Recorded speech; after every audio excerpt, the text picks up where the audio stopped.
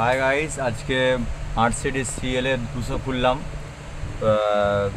জল ঢুকে গেছে, জল ঢুকে গিয়ে কী অবস্থা এই সব খুললাম। ওই যে কার্পেট ওখানে, আর সব সিট ফিট সব মালপত্র এখানে এখনও খোলাখুলি চলছে।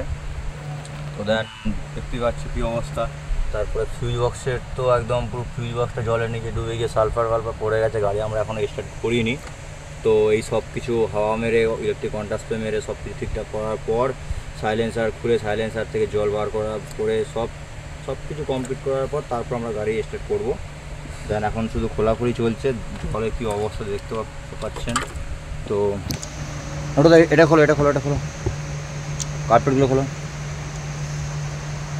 তো খোলা হচ্ছে আপাতত। খুলে তারপরে সিটের যে মোটর আছে সেই মোটর আগু পিছু করছে না, শর্ট হয়ে গেছে। আমরা ডাইরেক্ট করে চাপ করে সিটগুলোকে আগু পিছু করে সিটগুলো খুলে তো এইসব খোলাখুলি চলছে। সামনের ম্যাটটা এইমাত্র খোলা হলো, এবার এই ম্যাটটা খোলা হবে।